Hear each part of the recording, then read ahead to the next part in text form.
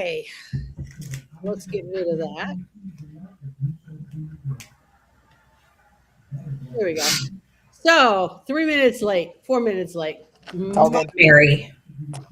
Shit, I am never late for these things. You are never. I know, I'm gonna throw Mary under the bus. Sorry, it's all Mary. No, just kidding. Yeah, But you're doing something important. You are. So I've had mobile grooming clients who told me they set their clock by me. If I'm not on time, I believe that. they're their police scanners to make sure I wasn't in an accident or something. Yep. Okay. We were just having a minor heart attack over here, Mary. Right. Something was wrong. Where is she? Something's up. Okay, so I'm here. Should I say why I was late? Yeah, go for it. Of course. Okay, so as you know that I'm reigniting my writing career, and I just submitted something to a contest to see where that goes. So fingers crossed. First time I'm doing it. It's only running me $20, so I'm okay with it. Okay. There you go. That'll be fun. I'm excited. I just saw it. I will look at it when we're done. But I'm totally excited. I'm glad that you did it. Okay, so today's topic, we're choosing something that is useful, a book that we find useful. And as much as I love my audible books, when it comes to something useful that I'm going to go back and forth with it, it's a hard copy book. So beekeeping, nice. So this is the book I got. It's called The Only Guide to Beekeeping You Will Ever Need. It's a 2026 edition, and by Martha Kidwell. Now, the reason I chose this book is because I've been on the fence about doing bees. Okay? I mean, I've got my mason bees, which is there's not much I have to do for mason bees. Okay. There's like a day in the winter and then getting them out. So there's a little bit of prep, but it's like an hour over the course of a year. Okay. So that's pretty easy peasy. Bees, on the other hand, I know there's work involved with this. Okay. And not just where I get the information and then I set it and I leave it. No, it's continual throughout the year. So there's a huge commitment to beekeeping. And I wasn't sure, do I want to do that commitment? Because I have an idea. It's a very loose idea. Mm-hmm. So I got the book, and this book is awesome. It really goes you through everything you need to do. And honestly, Julie, while I am still on the fence, I am on the fence for different reasons. Okay. So I don't know yet. I think my next step is, after reading this book, because the book, I could have read it and said, oh God, I'm not doing any of this. Mm-hmm. Okay, which is fair. But I'm still thinking, well, maybe I could. So I know now my next step is take a class, take an in-person class, and then kind of make decisions going forward from there. But this book is absolutely phenomenal. If you were even considering doing beekeeping, I would highly recommend, and this book is going to go in my reference library. I have some old friends who started their own bee colony in their backyard in Ellensburg, Washington. Oh, nice. Yeah. There's bee colonies all over the place. I have neighbors up the street from me who have bees and who have volunteered their time and expertise. But I don't want to start something that I am not going to follow through with. Yeah, it's not best Christmas. Yeah, best Christmas present from a client was she had her own bees and she bring me in honey. Big thing of honey. And then of course everyone would buy it throughout the year, but that was the best Christmas present. Oh yeah, I go through a lot of honey. We do too. Mm-hmm. I have at any given time, just in case I can't get to the store right away, I literally have 3 jars, glass jars. Yep. You don't do the plastic stuff. Nope. And I try to buy local honeys. And actually when I travel, one of the first things I do is go into the gift shop in the airport that is, whatever is local. The local one. And usually I can get a small jar of local honey, enough to keep me over while I'm there, because I am no way packing honey Oh, No. in no. so You should give it a go. Like I said, I knew beekeepers when I lived in Washington, and they were pretty successful at it. And then their colony collapsed. This is before they realized what was causing colony collapse yeah. disorder. So, um, and then they moved from Ellensburg over to the Seattle side. I'm not sure they can. I don't think they got the colony back, but they were good. They were doing pretty good there for a couple of years. Okay. Yeah. So I mean, it goes into all the things that can go wrong. Mm-hmm. You know. So like I said, probably maybe over the summer I'll have to see. But it's one of those things that you start in January. Mm-hmm. You make all the decisions in January to be ready to go in January, which means if I want to be ready to go in January, that's late fall to Yeah. start getting things together. Well, So, you've got the space, that's for sure. oh, good Lord, have I got the space? Yeah. It's just exactly where I want to put it. And the other issue that I'll have is my husband is allergic to bees. So it kind of has to be far away enough from the house, Yeah. yet someplace where he's not mowing and going to be irritating them. Do you have So a if wildfire? something, What was I'm that? sorry, go ahead. go ahead. I was going to say, if something happens to him, Mary, we have you on a live that you are now starting a hobby that he is allergic to. I'm just And gonna say, that could be a really good book. Sacheen may like hop on that one. I'm just saying. that could be my next story. That is correct. I'll We, keep that in mind. we will making sure we have EpiPens. Yes. There you go. Okay. Do you have a wildflower patch that you're growing out somewhere? No, and I don't. And see, that's going to be, That'd that's be really what I'd perfect. like to put it, is someplace where he's not going to mow. Right. Okay. And so cordon off an area that will be wildflowers Wildflowers.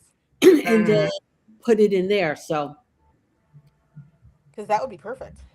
I think that would be perfect too, because that would keep him. Oh, I'm back. It's telling me that I'm dropped, and now it's telling me that I'm back. Okay. There you go. where was I? So, beginning in I have to decide where I want to put that, and I don't think I'm going to make a hard decision until I take a hands-on class, and I got to figure out. And they have them. They have them in this area. There's a place that does. That's probably maybe 45 minutes, an hour away from me. Mm-hmm. But I was on their website. There's a lot of classes. I'm sure. Starting off at the basic class, and then can I take them fast enough to feel ready Yeah. to start it by January, which the answer is probably going to be no to that. So I'm Okay. not looking at this upcoming year, possibly for the following year. Okay. Okay. Wow. All right, beekeeping. So who's next? Well, it doesn't matter. I have yet to really figure out which one I want to talk about. So that's up to Sacheen, or I could just pick one real quick. I could email. It's like, when you order food, I always have to be the last one before. Then I'm going to make you go next. Oh, okay. So I have two that always stick out to me whenever someone says something useful, but I think I'm going to go old school with this one for me. And it was Dave Ramsey's Total Money Makeover. And the reason why I bring this up is because we are debt free, but we started this journey 14 years ago. So actually, I read it about 13 to 14 years ago. My husband tends to be 2 years behind me. I told him he would really like this book. I was sick of living paycheck to paycheck. We were okay, but I always knew that I felt unstable. So I just picked it up. I don't even know where. I got the idea and stuff, read it, and about 2 years later, we started on this journey. And what I have to say, and the reason why I want to bring it up under our something useful, is because economically, I know that it's wonky. One thing that we do for our employees is we actually teach them a lot of budgeting and how to save for retirement and stuff like that. But when I go and speak at seminars and stuff and I see where business owners are, or that they can't even afford to do their own personal lives and their business lives and stuff, this saved us. And we started this journey when I wasn't even getting a paycheck from my business. We had opened the business, it was within the first year, and I didn't collect a paycheck for the first year. So I know that there's a lot of different resources out there currently, but I have to say, this is for us something that we go ahead and we recommend to our employees, and we'll actually give them the books when they're struggling. I love the way that for me, because I'm not the numbers financial money person, it is laid out in beautiful steps and it shows you exactly how to roll everything over, start eliminating your debt, and how to get college funds and retirement going, and actually goes into the different retirements. So, this book has been a lifesaver for us. About 2 years into, was it about 2 years? 2 years into having our business, my husband lost his job, and we had just recently, we were still working on paying things off. But because we were able to get as far as we did, we were able, they go by the baby steps, and we were far enough in that we didn't have to worry about it for a few months.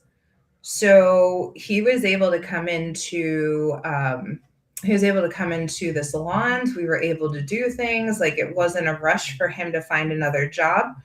He wasn't getting unemployment. So we were still able to live off of that. And the freedom of not having to worry about it was, I still feel it. And this was 10 years ago. So I think with the times the way that they are, and I know a lot of uncertainty, and we're not taught money things, it's a really easy book to follow. And I have a lot of people who say, I can't do it. We had a single income, paid child support, had a baby at the time he was 3, 4. And I didn't have anything saved. I had some debt. We weren't crazy in debt. And we were able to start doing that journey then, paid off our house. We are able to, we have a lot of people, they're like, oh, especially with our travel, we don't spend money on things, but travel. We do travel and experiences. And we're able to do that. And that's what we put into. So I just wanted to share, if you're looking for a financial journey, Total Money Makeover really helped us. It's a really easy to follow. You can change some of the steps. So it's not even like you have to do it this certain way. You can tailor it to your own needs as well, as long as you follow like the first three to four baby steps that are in there. And then you can sort of tailor the rest. But I just think right now people need a little bit of hope. So I'm hoping that whoever's watching or listening to this, like, it could be a really good resource if it's something that they're struggling in. Like I said, I know that there's other things out there currently, but this one's tried and true and helped so many. And we know a lot of people who've done this path. So I just wanted to pass along that little tidbit when people want to know, how do you do it? A lot of hard work and years, but we did it. So our businesses are debt-free too, and we follow through that as well. So that's my little useful book for this time. Nice. Now, is it, Yeah. have they updated it over the years? Is there like a 20th anniversary edition of it, something? You know how they will do that. They'll. Yeah, no, I've seen that different editions have come out, but I think it's mainly the same exact, because they're all very timeless steps. Right. The only thing I could see changing is different retirements and stuff like that. But obviously you can find somebody to help with all the tax side of that stuff. Right. I think they come up with newer ones, but every time we're at like a thrift store, we'll pick up a copy just to have, because, a few bucks, keep it on hand. And then when we have employees or friends or people who we think could use it, we pass it along to them. Okay. This book is going nowhere unless I make a final decision not to do. Then I will pass it along. And by the way, That's okay. Speaking of passing along books. The Let Them theory was given Yes. away this weekend or this past by somebody who came in here for the pet first aid instructor Oh, training. yeah. So she went home with the book. Well, there you go. It went to a Nice. good home. Yeah. Hmm. All right. So I too had two books. My two were more encyclopedic in nature, and I think they're just really important, as Denise points out. We're living in uncertain times. I've had both of these books for over 20 years. Mary, you've probably seen one of them. So the first one is this big book here, I have that book. and it is the Country Wisdom and Know How. Now, I grew up in Missouri, and I grew up in the city though. But when you grow up around farm country and you spend enough time in winter ice storms with long extended periods of no electricity growing up, you learn how to be pretty self-sufficient about things. You learn how to do things that other people don't necessarily know how to do, right? And so when I went down to Columbia, Missouri, I happened to be in a bookstop, and I ran across this book, which was so weird because I didn't need this book, but I picked it up on a whim, literally on a whim. But and there are so many things in it that I would never do. What caught my attention though was luring exotic butterflies, because I wanted a butterfly garden. And it's this random section, and what's basically an encyclopedia of country knowledge is what this book turned out to be. And I think that we've lost the idea that we can put a lot of knowledge in books because we're so used right now to just finding it out on the web, and we'll just click on something. I like having a book that I can literally turn the pages to with illustrations and instructions. And it talks about everything from how to build a dog crate to how to crate train an animal to breeding bunnies to building a lawnmower to bat proofing your house, which I had bats in my house when I was growing up. That's a whole nother story. Um, but to making potpourri and how to can your jam, right? It's a encyclopedia. And found over the years that randomly something in this book will solve a problem. A random problem that a city girl may not have thought she was going to have, but all of a sudden I'm like, "Oh, I have this encyclopedia book. Let me go in there and check it out and see if it will tell me how to figure out how to dry my herbs," right? Which I knew how to do. But if you didn't, because you might have grown up with millennial parents who don't have this information and their grandparents didn't pass it down to you, then it's nice to have something on your shelf that you can just go to quickly. Like, how do I keep my refrigerator cold in a power outage? Can't go online to figure that out if your power's out. Well, and that's a Hmm. real point. I have a copy of that book based on Sacheen's recommendation. I Okay. appreciate it. So, but a lot of my emergency disaster books, they're hardcover books sitting in my reference Yeah. because if I need like specific emergency medical help because I don't know, tsunami stopped 20 feet in front of my house and the area is destroyed, I'm not going to have internet to go look up how to do things. Right. Hmm. That's why I keep a collection of these kinds of books around. And I mean, this book has now traveled all across the country to my island home in Puerto Rico. It's went to Washington. It's gone to New York. Like, I keep these set of books no matter what, because I just have lived in enough places with rolling blackouts, places with water shortages, places where it's snowing and there's like 20 feet of snow outside and you can't get to, but you got to figure it out in the moment. And so I really believe that whether it's this particular book or not, I really think it's very useful to have encyclopedic type books on your shelf. Even if you don't think you're going to need those kinds of books and you're like, I don't have any use for that kind of knowledge until you need it, and then you don't have it or and you don't know where to find it at all. Like, one of the things I will say about this book that I do really appreciate, because it is kind of encyclopedic, it's broken down from animals to cooking to I mean, when we're talking animals, we're talking things like horses. I'm never gonna have a horse. it has no use for horses, but it also has dogs and cats and bats and birds and reptiles and rodents and how to build a bird feeder and all those kinds of things that you don't necessarily think are that important until you're living, say, in a place called Ellensburg, Washington, and you have a fruit fly infestation, and you are trying for the life of you to figure out how to get rid of them without spraying everything around you, because there's also deer that come around. And so you dig out this book and you learn how to make a sugar water catcher, which catches all the flies that you can then dispose of, right? Like those kind of pieces of knowledge you wouldn't necessarily think that you need to have, and you don't until you need to have them. Which leads me to my second recommendation, this book, which I've also had 20 plus years, called Herbal Remedies. I think I have, if not that exact book, I probably have a book similar to that. Oh, I'm sure you Go do. look. I'm absolutely certain that you do. I like this one for a couple of reasons. It's very thorough in that it talks about the Latin name for the herb. It'll tell you the medicinal uses of herbs. It'll tell you the issues that the herb is supposed to help you take care of. But it also will tell you safety issues. Like this is an herb that is not safe for consumption outside of very controlled circumstances.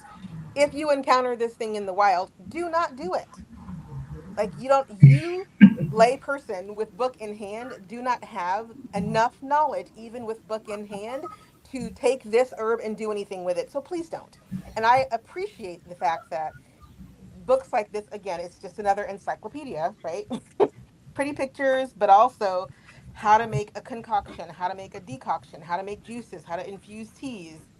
But a whole section on safety and quality and learning how to read the labels of things. And if you don't know the piece of information, do not ingest that thing. Don't take some random person's word off the internet that it's safe for you to take this infusion that you've never heard of, or that it's safe to ingest essential oils to help you do things. Like I'm an educator to my core, and I believe that if you do not understand a concept, go find people smarter than you. And when I don't understand an Mhm. herb that is in my face, I go to people smarter than me.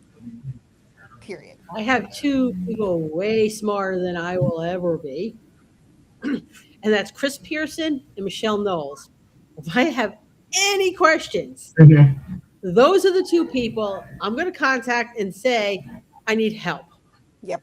And most of the time, I'm asking Michelle to make me something.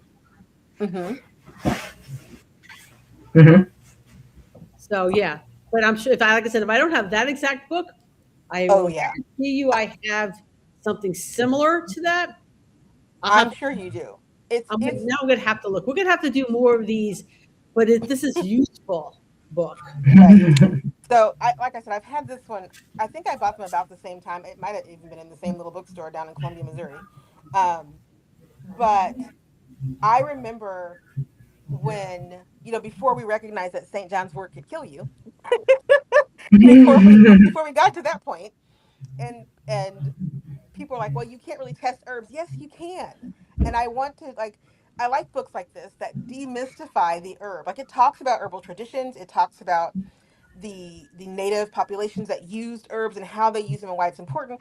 It also reminds us that medicine is medicine regardless of who you are or when it's practiced. And you shouldn't take folkloric medicine and say the folklore is more important than the medicine, because even the medicine woman had a process for making the medicine safe for consumption.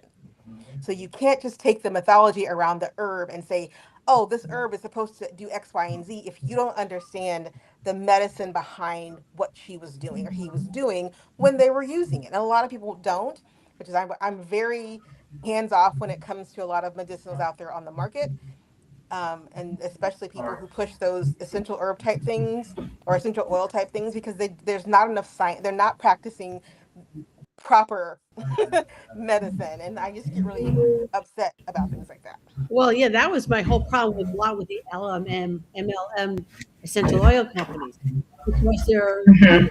not nominal information. Yes. And so one woman that was local to me was putting essential oils, the straight, not even cut, straight essential oil onto the soles of her daughter's feet. Oh, no, her doctor would have a fit. Yeah, her kid got very sick. Mm. Yeah, I mean, it's obviously medicine can be very personal, but I also think medicine should be very practical. Yeah, And if you don't understand what a medicine can do, just because it comes from, just because you get a distilled plant extract, this book will tell you this does not go on your skin. yeah, Don't put that on your skin. Don't put it in a tea or put it in a capsule and ingest it because it's not supposed to be eaten. It's not supposed to be ingested. So I think everyone who practices holistic, traditional, or holistic medicine, alongside, whether it's alongside Western medicine or not, if you're going to engage in the herbal world, have an encyclopedia on your shelf. Keep yeah, yourself safe because the knowledge is out there, and there are amazing scholars and scientists in the field who've done the work, who've taken and distilled the work of the medicine men and women and have shown here's how it works, right? yeah. And Here's how that'll it bring up works. another thing, especially in the pet industry. There's a lot of pet products that have essential oils in it, and you have to question whether or not the people behind the formulations know Hmm. what they're talking about. Right. I Mhm. 100% agree with that. Like, there's just so much we think we know about things because someone who's got a lot of flash says it works. Someone who's got the right name recognition or can make a really good sales pitch convinces people, oh, this is safe, it works. And then we find out it doesn't work. It's not safe. In point of fact, there was not enough testing. There was not a double blind study. There was not, or there was the placebo effect that we ran with that wasn't real. And now you've got people taking something that doesn't do anything. Even if you're taking junk, it's still not fair. Mhm. So, all right. So those are my two. All right. Mhm. So Drop the we're at notebook we're at on the floor. time. So we will be back on the. Hold on a second. I gotta look at all my notes. Okay, so the next episode is going to be June 14th, and we will be discussing. We each took one of the Surrounded by books.